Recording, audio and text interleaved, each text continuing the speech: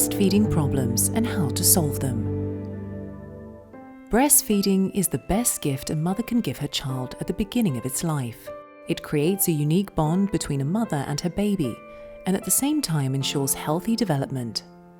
Therefore, it is worth breastfeeding long and not be discouraged by the difficulties that almost every mum faces at the beginning of her milky way. One of the most common breastfeeding problems during the first few days are sore and injured nipples. Some mums also have inverted and flap nipples.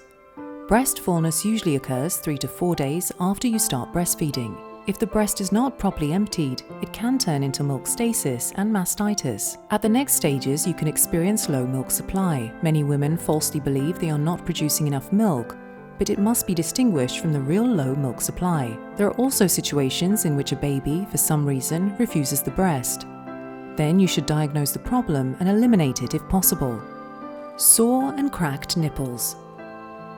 When the nipples are sore but not cracked, pain may be caused by hormonal changes and greater breast sensitivity.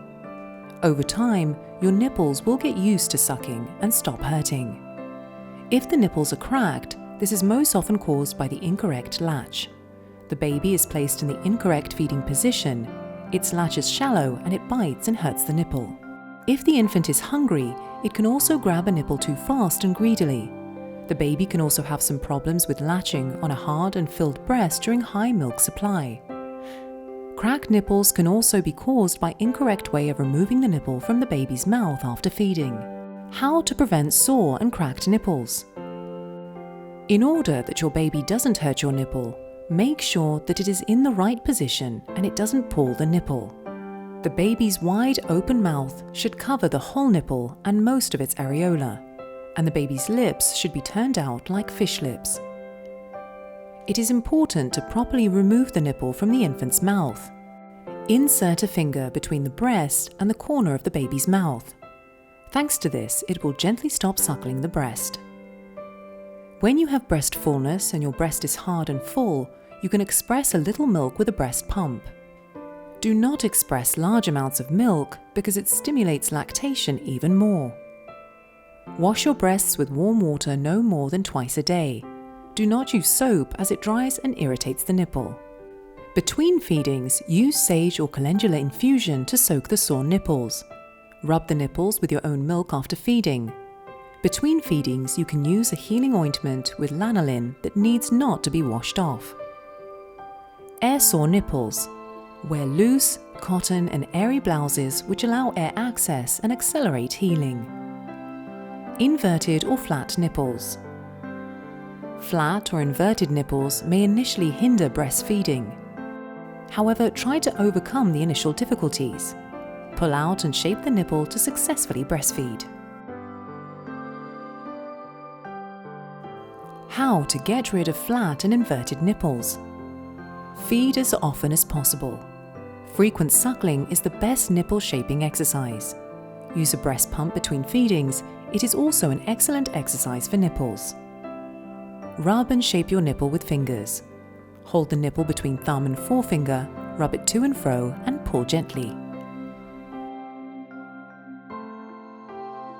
Breast fullness. Breast fullness usually occurs 3 to 4 days after birth and it is connected with increased milk production.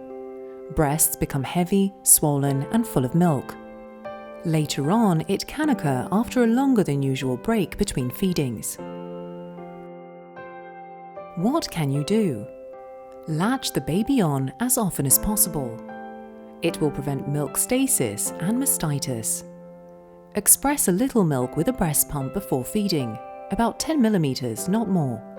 It will soften the breast a bit and will also help your baby latch on. Shower the breast with warm water or put a warm diaper compress before feedings and use a cold compress afterwards. You can drink sage infusion to reduce milk production. Milk stasis and mastitis. The symptoms of milk stasis are similar to breast fullness. Breasts are warm and in some cases redness may occur. You may feel small bumps under the skin. It means that a milk duct has been blocked. Mastitis symptoms are also weakness, high fever and muscle pain.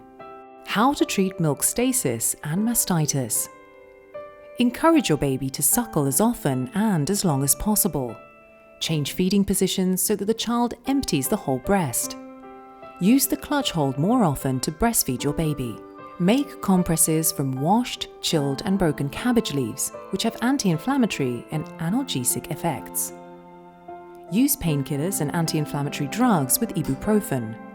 Contact a doctor if there is no improvement after 1 day. He will probably prescribe an antibiotic, which is harmless for your breastfed baby. Low milk supply. Many mums worry they have a poor milk supply.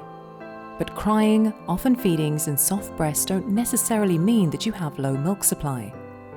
Only when a baby poorly gains weight and uses in his early infancy less than 6 diapers a day, then a pediatrician can diagnose low milk supply.